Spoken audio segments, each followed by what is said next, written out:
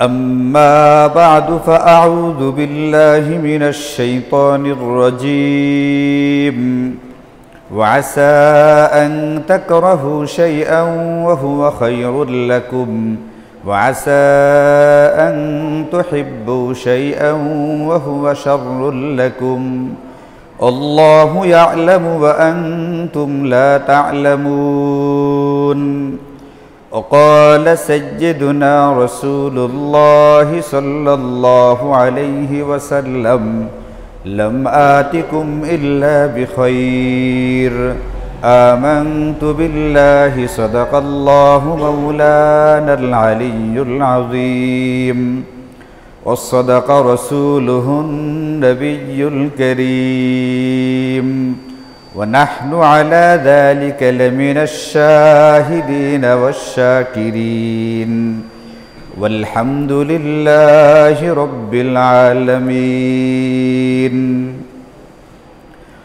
اللهم صل على محمد وعلى آل محمد كما صليت على إبراهيم وعلى آل إبراهيم إنك حميد مجيد اللهم بارك على محمد وعلى آل محمد كما باركت على إبراهيم وعلى آل إبراهيم إنك حميد مجيد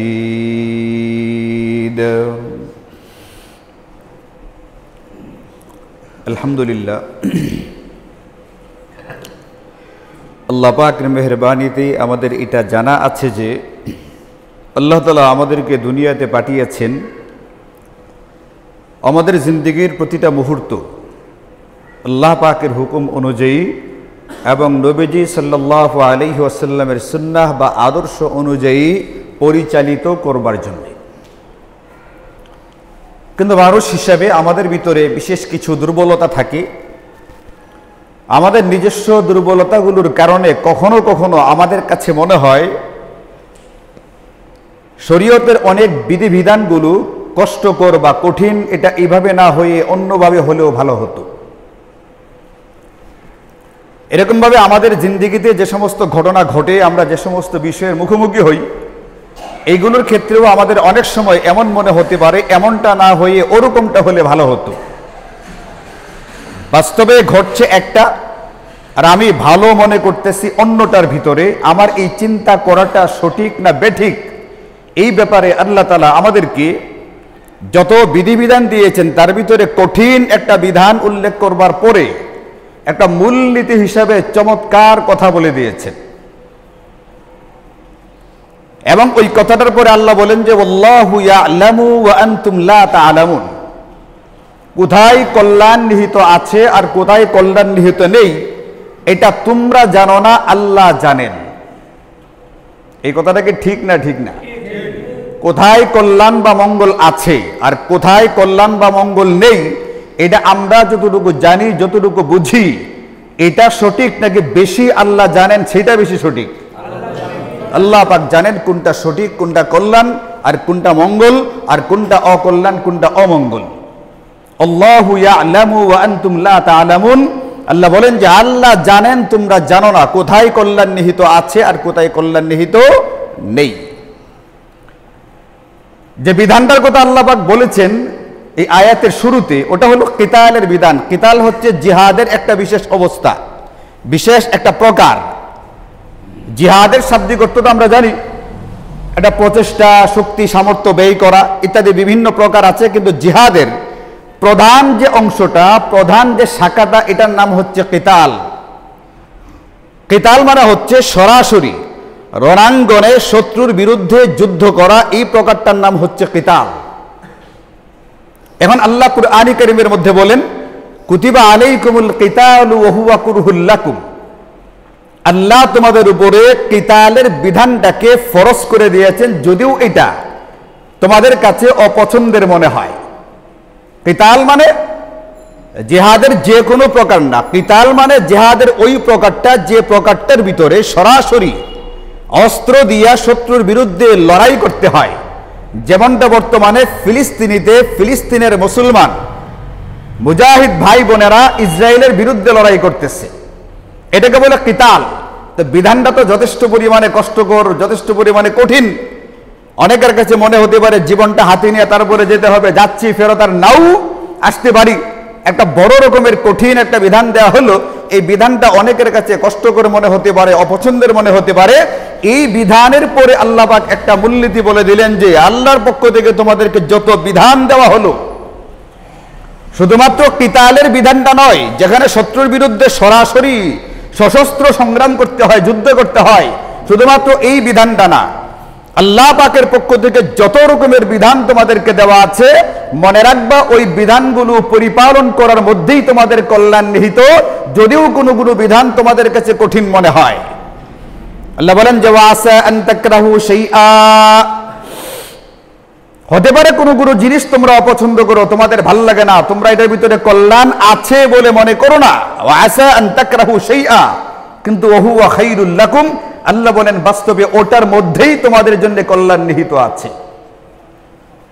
হতে পারে এরকম তুমি মনে করবে অনেক বিষয়, ওয়াসা আন তুহিব্বু শাইআ, তোমার কাছে অনেক জিনিস পছন্দের মনে হবে, কল্যাণকর মনে হবে, কিন্তু ওয়া হুয়া শাররুল লাকুম, বাস্তবে ওটার মধ্যে তোমার অকল্যাণ এবং অমঙ্গল নিহিত আছে। এই বাস্তবতাটা আল্লাহু ইয়ালামু ওয়া আনতুম লা তা'লামুন, আল্লাহ জানেন তোমরা জানো না। এজন্য একজন মুমিন হিসাবে, মুসলমান হিসাবে আল্লাহ পাকের উপরে ঈমান আনবার কারণে আমরা যারা নিজেদেরকে ঈমানদার মুমিন মুসলমান দাবি করি, আমাদের কর্তব্য হচ্ছে আল্লাহ পাকের সিদ্ধান্তকৃত বিষয়টাকে মেনে নেওয়া আর আমাদের চিন্তা, আমাদের ভাবনাটাকে পেছনে রাখা।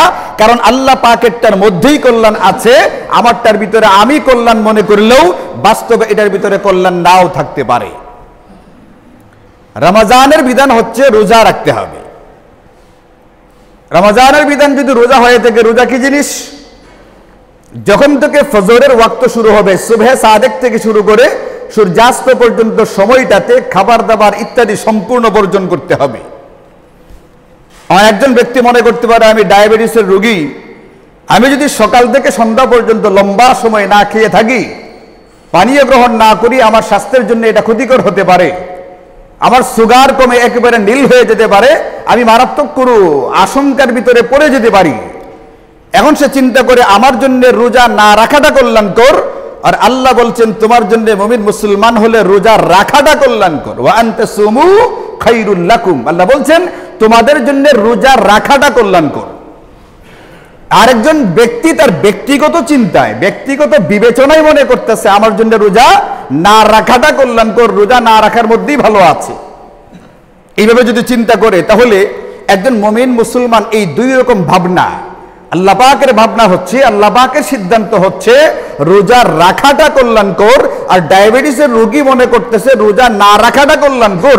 এই দুইটার ভিতরে শেষ বেলায় একজন মুমিন বা মুসলমান কোনটার উপরে আমল করবে? রোজা রাখার উপরে নাকি না রাখার উপরে? কারণ আল্লাহ বলছেন আল্লাহু ইয়ালামু ওয়া আনতুম লা তা'লামুন, কোথায় কল্যাণ নিহিত আছে আর কল্যাণ নেই এটা আল্লাহ জানেন, তোমরা সেটা জানো না। একজন ব্যক্তি চিন্তা করতে পারে, এটা ভাবতে পারে এটা যে হুজুররা খালি বয়ান করেন দান খায়রাত করবার জন্য, সাদাকা খায়রাত করবার জন্য, মসজিদের কাজ চলছে এখানে দান খায়রাত করেন, মাদ্রাসার কাজ চলছে এখানে দান খায়রাত করেন। এই যে বিভিন্ন ক্ষেত্রে দানের বিভিন্ন ক্ষেত্র আছে, সবগুলো ক্ষেত্রের ভিতরে দান খায়রাত করা চাই। দান করবেন কি একটা ক্ষেত্রে, নাকি যতগুলো খাত আছে সবগুলোর ভিতরে অংশগ্রহণের চেষ্টা করবেন?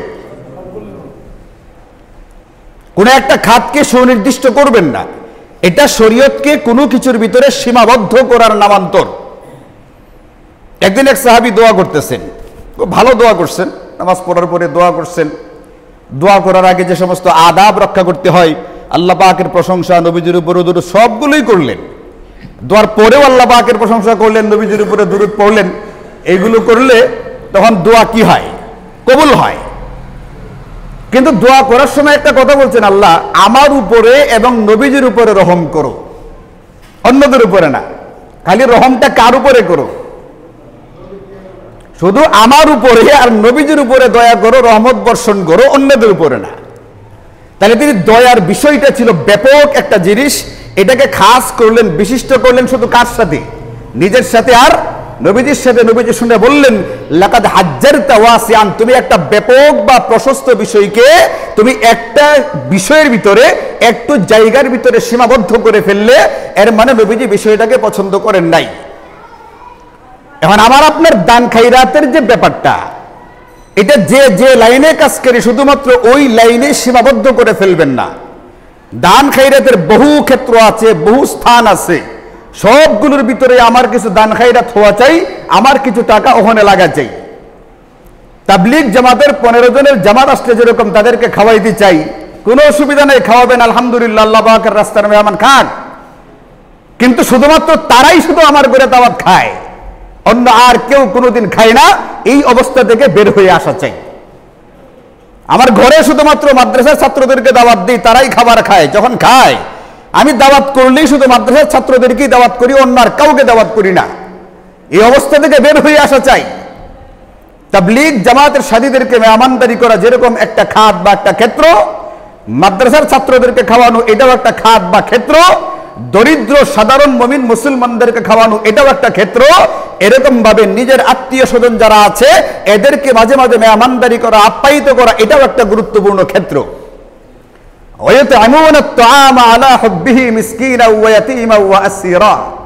আল্লাহ কুরআনে কারীমে বলেন, ঈমানদার জান্নাতি যারা, তাদের সিফত কি হয়? টাকা সম্পদের প্রতি, অর্থবিত্তের প্রতি এদের ভিতরে লোভ আছে, আগ্রহ আছে, এরপরেও তারা নিজের সম্পদ, টাকার প্রতি লোভ থাকার পরেও নিজের সম্পদ খরচ করে কখনো দরিদ্র মিসকিনকে খাবার খাওয়ায়, কখনো ইয়তীম মিসকিনকে খাবার খাওয়ায়, কখনো যারা নির্দোষ বন্দী আছে এদেরকে খাবার খাওয়ায়। এর মানে হচ্ছে শরীয়ত খাবার খাওয়ানোর ক্ষেত্রটাকে একটা জায়গার ভিতরে সীমাবদ্ধ করে নেই। এবার আমি আমার দুজন স্বজনকে খাওয়াইতে গেলে, দুজন প্রতিবেশীকে খাওয়াইতে গেলে, বা দিনের অন্য লাইনে মেহনত করে, আমি যে লাইনে সেই লাইনের না, অন্য লাইনে মেহনত করে এমন দুজন মেহমানকে আপ্যায়ন করতে পারি না। কিন্তু আমি যে লাইনে মেহনত করি এই লাইনের 50 জনকে খাওয়াইতে আমার গায়ে লাগে না। এই সীমাবদ্ধ চিন্তা থেকে, এই সীমিত পরিসরের ভাবনা থেকে নিজেকে বের করে নিয়ে আসতে হবে। লাকাদ হাজ্জারতানি ওয়াসিআ, নবীজি অথবা নবীজির এই নিন্দাসূচক বাক্যের ভিতরে আমাদেরকে পড়ে যেতে হবে।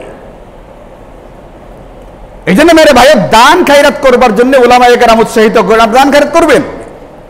এখন দান খায়রাত করতে গেলে বাহ্যিকভাবে মনে হয় আমি যদি এই মুহূর্তে 100 টাকা দান করি তাহলে 100 টাকা কমে গেছে। বাহ্যিকভাবে আমার টাকা কমছে না কমে নেই, কিন্তু আল্লাহ বলছেন তুমি যে টাকাটা দান খায়রাত করো এটা আসলে কমে না, এটা কুদরতি ভাবে আমি বাড়ায় দিই। নবীজি বলছেন, মাস নাকাসাত সাদাকাতুম মিন মাল, সাদাকা করার দ্বারা মিন-মাল মানে সম্পদ কমে না। নবীজি বলছেন সম্পদ কমে না, সম্পদ বাড়ে। আল্লাহ বলছেন ফাউলাইকা হুমুল মুদাইফুন, আমি বহু গুণে এটাকে বাড়ায় দিই। আর বাহ্যিকভাবে আমি দেখতেছি আমার সম্পদ কমে যাচ্ছে। এখন সম্পদ কমে যায়, এটা হচ্ছে আমার চিন্তা। দান খায়রাত করতে গেলে সম্পদ কমে যায়, এটা হচ্ছে আমার বুঝ বা আমার চিন্তা, আমার ভাবনা। আর আল্লাহর রাসূল বলছেন দান খায়রাত করলে সম্পদ কমে না, বরং সম্পদ বাড়ে। তাহলে আমি দান খায়রাত করার মধ্যে কমে যাই মানে এখানে অকল্যাণ দেখি, কিন্তু আল্লাহর রাসূল দান খায়রাত করার ভিতরে অকল্যাণ নয় বরং কি দেখেন? কল্যাণ দেখেন। এখন আমি আপনি মুমিন মুসলমান হিসেবে কোনটা বিশ্বাস করব? দান খায়রাত করলে এখানে কমে যাওয়ার অকল্যাণ দেখা দেয়, নাকি দান খায়রাত করলে এখানে বাড়ার কল্যাণ দেখা দেবে? কোনটা বিশ্বাস করব আমরা?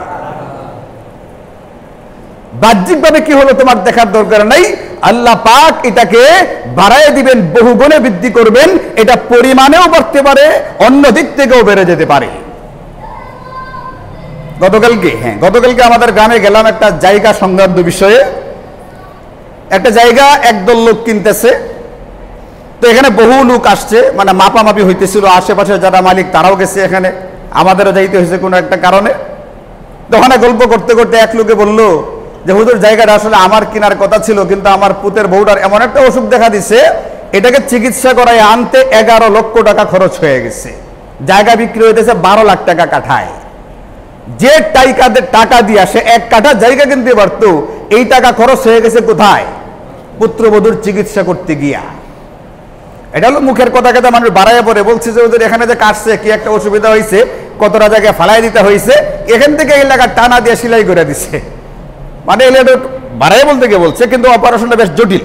আর নতুবা 11 লক্ষ টাকা খরচ হয় না, এখান থেকে এই পর্যন্ত টানা দিয়ে সেলাই করে দিচ্ছে। এই জায়গাটা খালি হয়ে গেছে এমনটা হয়? এটা তো হওয়ার কথা না মনে হয়। এমন এত বড় গ্যাপটাই সেলাই করে দিলে জোড়াই লাগবে কেমনে এটা? কিন্তু তার 11 লক্ষ টাকা খরচ হয়েছে। এই যে এখানে খরচটা হয়েছে, মানুষের টাকা যদি হাত থেকে যেতে চায় বিভিন্নভাবেই যেতে পারে।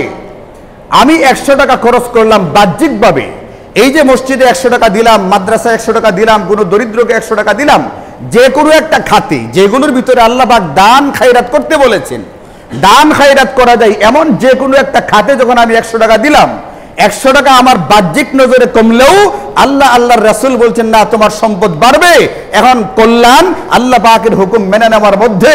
আর আমি আপনি যদি আমার চিন্তাটাকে ভাবনাটাকে গুরুত্ব দিয়া 100 টাকা দান খায়রাত না করে টাকাটাকে রেখে দেই, আল্লাহ মিয়ার জন্য 100 টাকার পরিবর্তে 11 লক্ষ টাকা বের করে নেওয়া কোনো ব্যাপারই না।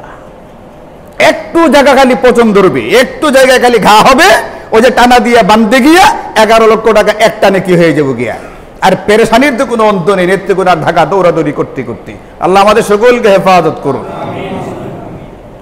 এই জন্য শরীয়ত বলে মান্নত করতে যাইবা না, দান খায়রাত করে ফেলো। আল্লাহ না করুক যদি বাহ্যিকভাবে কেউ কোনো বিপদে পতিত হয়, আল্লাহ পাকের সঙ্গে দরাদরি করবা না। আল্লাহকে সুস্থ করে দাও, পরে তোমার নামে একটা আমি গরু জবাই করে খাওয়াই দেন, এই দরাদরি করতে যাওয়ার দরকার নেই। আল্লাহর কাছ থেকে আগে নিয়ে পরে তুমি টাকা দিবা। আল্লাহ পাকের মুআমালাতের সিস্টেমটা দুনিয়ার মানুষের মতো না। আমরা দুনিয়ার মানুষের সঙ্গে লেনদেন করতে করতে বিশ্বাস উঠে গেছে, এখন আগে নিজেরটা বুঝে নেওয়ার চেষ্টা করি, তারপরে আমি দেওয়ার চেষ্টা করি। এখন আল্লাহর সাথেও কারবারটা করতে যাই, আগে আমার পোলাটাকে সুস্থ করে দাও, আগে আমার মেয়েটার বিয়ের ব্যবস্থাটা করে দাও, আগে আমার নাতিরা স্কুলে ভর্তি হোক, এরপরে একটা খাসি আমি মাদ্রাসায় দান করব। আগে আল্লাহ পাকের কাছ থেকে নেই, তারপরে দেওয়ার চেষ্টা করে। শরীয়ত বলছে না, তুমি তোমারটা আগে করে ফেলো, সাদাকা খায়রাত করো, তুমি আগে দান খায়রাত করে ফেলো। আরে নবীজির স্বভাব ছিল এটা, নবীজিকে কেউ কোনো উপহার দিলে, এই যে 1 সপ্তাহ আগেই বয়ান করেছি, নবীজির স্বভাব ছিল নবীজি একটা পাল্টা প্রতিদান দিতেন। সেখানে সারা দুনিয়ার বানানেওয়ালা, গোটা পৃথিবীর মালিক যে আল্লাহ, ওই আল্লাহর সন্তুষ্টির জন্য তুমি একটা খাসি দান করবা, এটার বদলা কি আল্লাহ দিবেন না? তুমি কিভাবে ভাবো এটা? তুমি একটু করবা তোমার সামর্থ্য অনুযায়ী, আর আল্লাহ তোমাকে দিবেন তার সামর্থ্য অনুযায়ী। তুমি দিবা 1 টাকা পরিমাণ, আল্লাহ এটাকে কতটুকু বাড়াবেন এটা তুমি কল্পনাও করতে পারবে না। ওয়ারাযাকাহু মিন হাইসু লা ইয়াহতাসিব। এই জন্য কোরআন হাদিসের বিভিন্ন বাক্যের ভিতরে বলা আছে, এমন জায়গা থেকে এমন পরিমাণে দেওয়া হবে বান্দা লা ইয়াহতাসিব, কল্পনাও করতে পারবে না। আপনি কল্পনা করি কত, 100, 1000, 1 লাখ, 5 লাখ, 10 লাখ, 2-4 কোটি, এই তো। এই জন্য ক্যালকুলেটারে এতটুকু হিসাবে আসে, এরপরে হিসাবে আসে না। এটা আউট অফ রেঞ্জ দেখায়, এটা এর ভিতরে ধরে না। আপনি দেখেন কম্পিউটারে হিসাব করে, হিসাব করে আসতে চায় না, কারণ আল্লাহ পাক যেটা দিবেন ওটা রেঞ্জের বাইরে। এই জন্য আল্লাহর সাথে দরাদরি না করে মুমিন মুসলমানের কাজ হচ্ছে বিপদে পড়লেই যতগুলো খাত আছে, কোনো একটা খাতের ভিতরে সাদাকা অগ্রিম করে ফেলবে। আল্লাহ এইটার উসিলায় আমার মেয়ের বিয়ের ব্যবস্থা করো, এটার উসিলায় আমার ছেলেকে সুস্থ করে দাও, এটার উসিলায় আমার নাতির ভালো একটা স্কুলে ভর্তির ব্যবস্থা করে দাও। এটা হচ্ছে সিস্টেম। এখন দান খায়রাত করতে গেলে বাহ্যিকভাবে মনে হয় কমে, আল্লাহর রাসূল বলছেন বাড়ে, কল্যাণ ওটার মধ্যেই নিহিত। এই জন্য শরীয়তের যত বিধিবিধান আছে, পর্দার বিধান বলেন, নামাজের বিধান বলেন, সুদী কারবার থেকে নিজেকে বাঁচানোর বিধান বলেন, হারাম থেকে বাঁচানোর বিধান বলেন, যত বিধিবিধান আছে এই সম্পর্কে একবার নবীজিকে এক সাহাবী প্রশ্ন করলেন যে হুজুর আপনি কি নিয়ে আসছেন পৃথিবীতে? নবীজি বলছেন লাম আতিকুম ইল্লা বিখাইর, আমি তোমাদের কাছে ছোট বড় যত বিধান নিয়ে আসছি শরীয়তের নামে যা যা তোমাদেরকে দিয়েছি সব কয়টাই কল্যাণকর। লাম আতিকুম ইল্লা বিখাইর, শরীয়তের এমন কোন বিধান নেই যে বিধানটা শরীয়তের বিধান অথচ এর ভিতরে কল্যাণ নিহিত নেই। এটা যদি আমরা কোরআন সুন্নাহর বিভিন্ন ঘটনা দেখি, নবীগণের জীবনী দেখি, সাহাবায়ে কেরামের জীবনী দেখি, ভরি ভরি নজির এমন পাওয়া যায় প্রথমত বাহ্যিকভাবে অকল্যাণকর মনে হয়েছিল, কিন্তু ফলাফল হয়েছে চূড়ান্ত রকমের কল্যাণকর। যেমন একটা ঘটনা আপনাদেরকে বলি, সময় শেষ, আর 2-3 মিনিট আছে, একটা ঘটনা বলি, ছোট্ট ঘটনা। নবীজির জন্ম, নবীজির বেড়ে ওঠা কোথায়? মক্কায়। 53 বছর পর্যন্ত নবীজি মক্কায়। 53 বছর পরে আল্লাহ পাকের হুকুমে বিশেষ কারণে হিজরত করে মদিনায় যেতে হলো, যেখানে জন্ম, যেখানে বেড়ে ওঠা, যেখানকার শৈশবের কৈশোরের স্মৃতি, যৌবনের স্মৃতিগুলো যেখানে সব জড়িয়ে আছে, যে স্থানটাতে, ওই স্থান ছেড়ে দিতে হলো, নিজের মাতৃভূমি সম্পূর্ণ বর্জন করে মদিনায় চলে যেতে হলো। 6 বছর পরে নবীজি একটা স্বপ্ন দেখলেন, সাহাবায়ে কেরামকে নিয়ে বাইতুল্লাহর তওয়াফ করতেছেন। একটা হলো বাইতুল্লাহ থেকে 6 বছর দূরে, যেখানে বেড়ে ওঠা, যেখানে জন্ম, যেখানে কর্ম, ওই বাইতুল্লাহ থেকে 6 বছর দূরে, এমনিতে একটা ভিতরে পিপাসা। এরপরে স্বপ্ন যখন দেখলেন, ভিতরে ভিতরে তিনি আরো অস্থির হয়ে উঠলেন, বাইতুল্লাহ দেখবার জন্য, বাইতুল্লাহর তওয়াফ করবার জন্য পাগল পরা হয়ে উঠলেন। নবীজির অভ্যাস ছিল সকালবেলায় ফজরের পরে সাহাবায়ে কেরামকে জিজ্ঞেস করতেন, তোমরা কি আজকে কেউ কোনো স্বপ্ন দেখেছো? স্বপ্নের কথা বললে নবীজি ব্যাখ্যা করতেন। একদিন জিজ্ঞেস করলেন, বলল কেউ কোনো স্বপ্ন দেখেন নাই? নবীজি বললেন যে আমি একটা স্বপ্ন দেখছি আজকে। বলে কি দেখছেন? বললেন যে আমি তো তোমাদেরকে নিয়ে বাইতুল্লাহর তওয়াফ করতে স্বপ্ন দেখেছি। সাহাবীদেরকে বলার পরে সাহাবায়ে কেরাম অস্থির হয়ে উঠলেন, হুজুর আমরা তওয়াফ করতে চাই। অথচ মক্কার কাফেরদের সাথে যুদ্ধ অবস্থা, কিভাবে করা হবে? পরামর্শের ভিত্তিতে নবীজি 1400 সাহাবী নিয়ে রওনা করলেন বাইতুল্লাহর তওয়াফ করতে। বিমানে, এসি বাসে, 2-4 মাইল দূরে, শত মাইল দূরে, না বিমান, না হেলিকপ্টার, না এসি বাস, না কোনো রকমের সুন্দর পিচ করা ঢালাই করা রাস্তা। এই মরুভূমি, এত প্রচন্ড গরমের ভিতরে কষ্ট করে সাধারণ সওয়ারিতে সওয়ার করে করে 1400 সাহাবীর এক বিশাল কাফেলা নিয়ে রওনা করে যখন বাইতুল্লাহর কাছাকাছি দিলেন, মাত্র কয়েক মাইল দূরে হুদাইবিয়া নামক স্থানে যখন অবস্থান করতে লাগলেন, মক্কার কাফেররা বাধা দিল। কাফেররা বাধা দিল যে আপনি মক্কায় ঢুকতে পারবেন না, আপনাকে বাইতুল্লাহর তওয়াফ করতে দেওয়া হবে না। তাদেরকে আলোচনা ডাকা হলো, ঠিক আছে আসেন বসেন আলোচনা করি। সংলাপ, ডায়ালগের ভিত্তিতে শান্তির একটা কি করা হোক, সুরত বের করা হোক। সংলাপে একটা শান্তির পথ বের করে আনে। সংলাপে বসা হলো, ডাকা হলো। সংলাপে সিদ্ধান্ত হলো, এই বছর আপনারা উমরা করতে পারবেন না, এই বছর আর ঢুকতে দেওয়া হবেই না, 1 নম্বর শর্ত। আসছেন কত মাইল দূরে, শত মাইল দূর থেকে আসছেন, এত কষ্ট করে, এত মানুষ নিয়ে। অথচ একটু আর 3-4 মাইল গেলে, 6 মাইল দূর সম্ভবত হুদাইবিয়া, 6 মাইল ঢুকলি বাইতুল্লাহ। আচ্ছা আসছে যখন কষ্ট করে, ঠিক আছে তওয়াফ করে যাক, একদিনের সময় দিলাম, এটাও তো হতে পারত। বললো এই বছর আর ঢুকতে দেওয়া হবে না। 2 নম্বর শর্ত হলো আগামী বছর আসবেন, তাও মাত্র 3 দিন অবস্থান করতে পারবেন। ভিসা কয় দিনের জন্য? আর এখন আমাদেরকে উমরা করলে কমপক্ষে 14 দিন দেয়, মাত্র 3 দিন থাকতে পারবেন, এর বেশি আপনাদেরকে ভিসা দেওয়া হবে না। আবার কোনো অস্ত্র সঙ্গে থাকবে না, নিরস্ত্র অবস্থায় মক্কায় ঢুকবেন। এবং আরেকটা শর্ত হলো এটা, এই সময়টার ভিতরে যদি কোনো মুসলমান ব্যক্তি মুরতাদ হইয়া, কাফের হইয়া মদিনা থেকে মক্কায় চলে আসে, তাকে আর ফেরত দেওয়া হবে না। পক্ষান্তরে মক্কা থেকে যদি কেউ কোনো কাফের মুসলমান হয়ে আপনার কাছে চলে যায়, তাকে কিন্তু ফেরত দিতে হবে। বুঝেন না? শেষ শর্ত 2টা। আমাদের কোনো লোক আপনার কাছে গেলে এটা ফেরত দিয়ে দিতে হবে বাধ্য, কিন্তু আপনার কোনো লোক আমাদের কাছে আসলে আমরা কি দিব না? ফেরত দেব না। এই ধরনের এমন কতগুলো শর্ত করছে, বাহ্যিকভাবে শর্তগুলো সব মুসলমানদের বিরুদ্ধে, এটা মুসলমানদের জন্য অবমাননাকর।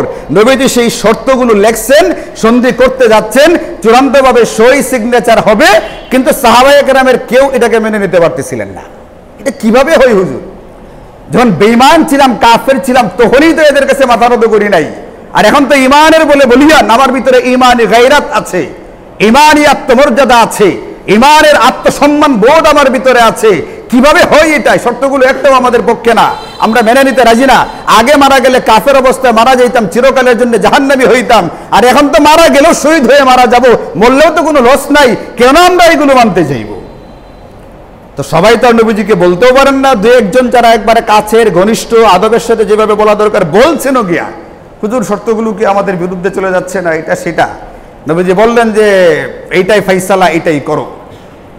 তাহলে সাহাবায়ে কেরামের কাছে কি এই সন্ধিটা কল্যাণকর মনে হচ্ছিল না অকল্যাণকর মনে হচ্ছিল?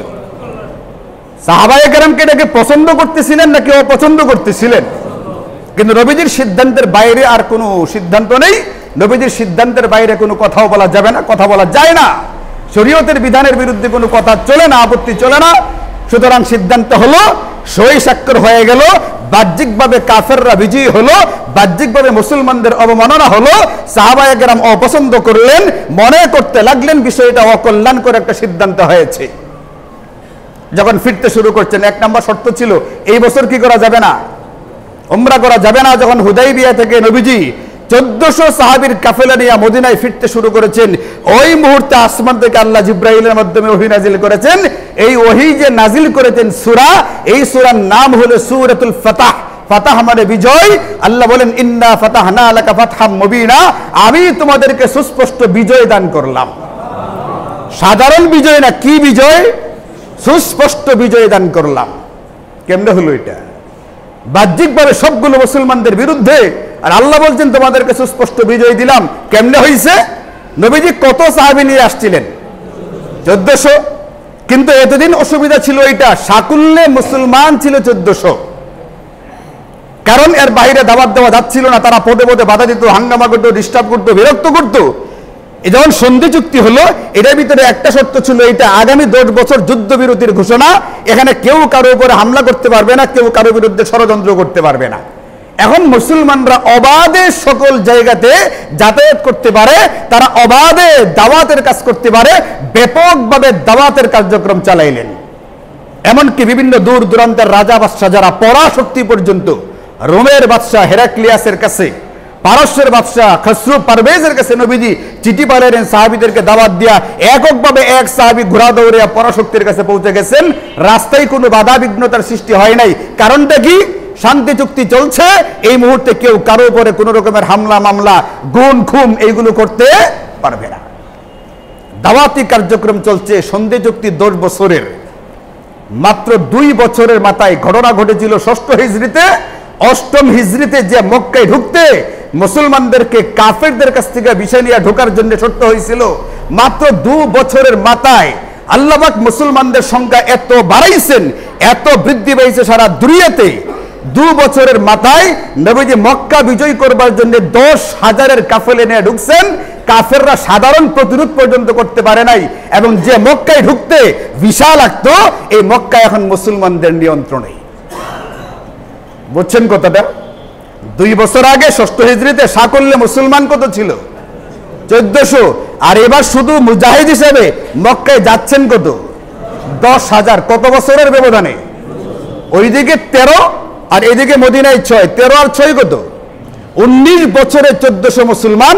আর 2 বছরে কত মুসলমান মুজাহিদ? 10,000 নিয়ে নবীজি ঢুকছেন। আর মদিনায় তো অনেকে রয়েই গেছিল। আর যে মক্কায় ঢুকতে হইতো ভিসা নিয়া, এই মক্কা এখন কাদের? মুসলমানদের। কেন হয়েছে এটা? ওই সন্ধি চুক্তিটার কারণে এই সুযোগটা তৈরি হয়েছে। ওই সময় যদি সন্ধি না করে সাহাবায়ে কেরামের ইচ্ছা অনুযায়ী মক্কার লোকদের বিরুদ্ধে যুদ্ধ করা হইতো, এখানে প্রচন্ড ক্ষয়ক্ষতি হইতো। আর 2 বছরের মাথায় মক্কা বিজয়ের এই যে রাস্তাটা সুগম হয়েছিল, রাস্তাটা কি হইতো না? খুলতো না। এই ধরনের ভুরি ভুরি নজির, যেখানে শুরুতে অকল্যাণকর মনে হয়েছিল, রেজাল্টের বিবেচনায় এটা কল্যাণকর বলে সাব্যস্ত হয়েছে। এই শুধুমাত্র একটা ঘটনা নয়। আল্লাহ যে বলছেন অনেক সময় তোমরা দেখবা শরীয়তের কোনো কোনো বিধিবিধান তোমার কাছে অকল্যাণকর, অবাস্তব, তোমার কাছে অমঙ্গলজনক, তোমার কাছে কঠিন মনে হয়। আল্লাহ বলছেন আল্লাহু ইয়ালামু, কিন্তু আল্লাহ জানেন শরীয়তের প্রত্যেকটা বিধানের মধ্যেই তোমার জন্য কল্যাণ নিহিত আছে। প্রত্যেকটা অবস্থার মধ্যে, প্রত্যেকটা ঘটনার মধ্যে তুমি যেটাকে বাহ্যিকভাবে অকল্যাণকর মনে করো, বিপদ মনে করো, আপদ মনে করো, ওটার ভিতরেই আল্লাহ পাক তোমার জন্য কল্যাণ নিহিত রেখেছেন। আল্লাহু ইয়ালামু ওয়া আনতুম লা তা'লামুন। এই জন্য আরে ভাইও, আমার বয়ানের খুলাসা হচ্ছে, সারাংশ হচ্ছে, শরীয়তের কোনো বিধানকে কখনোই আমি অকল্যাণকর না ভাবি।